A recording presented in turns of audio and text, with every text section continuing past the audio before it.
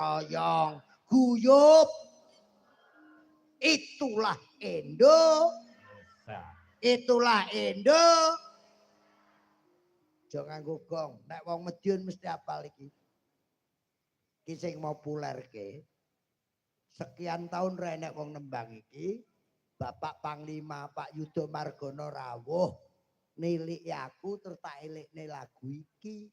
Terus Pak Yudha ning Jakarta nembang iki, ning Dindi nembang iki, Bu Vero nembang iki, akhirnya saiki ditembangne meneh.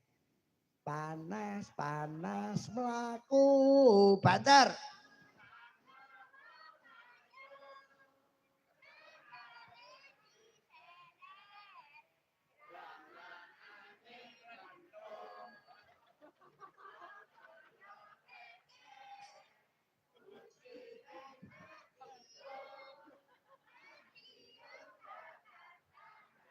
Rukun tetap merdeka.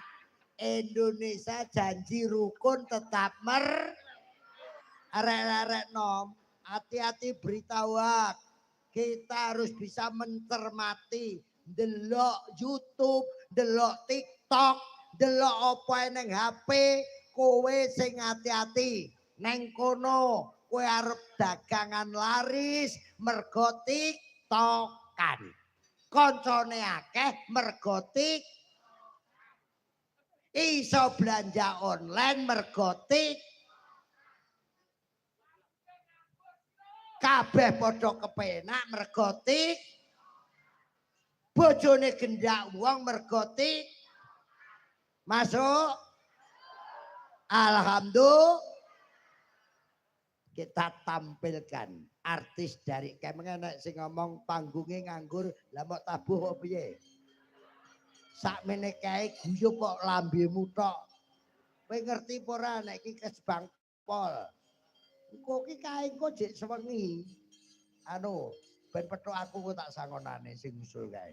Aku nek petuk wong ngono malah tak sangoni. Wong ki artis akeh, jek cantik-cantik. Iki engko kae bojone dalange sing lemu kae salto. Joget jaranan salto.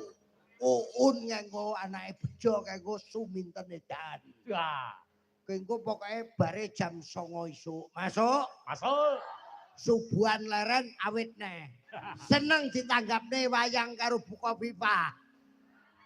Seneng Pak Edi Rene nggawa hiburan remen. Setuju? Tujuh ra bayar. Dari Jakarta tampil apa ki lagune sak karepmu. Yo kanca ning kisik. Sik. Sing blakonan surjanan tokno sik. Jiro lu yo kanca ning kisik.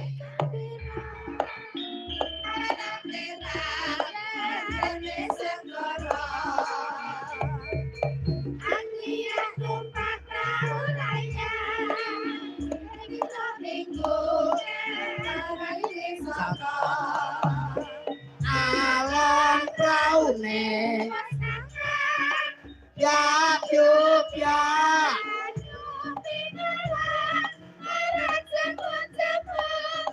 niken sisan lip niken sisan kon metu wae jalan sore monggo Pak Niken ayo kane berkali wae esok temanjang yang bekerja.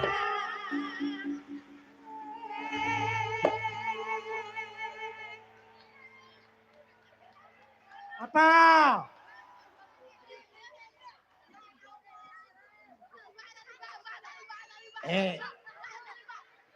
Wes lugo. Lugo. Mbahmu Salim aja mok geret ambruk. Ya Salim sik. Wes. Ya. Sangke tresnane kok Mbah niku. Ya. Wes wes wes. Wes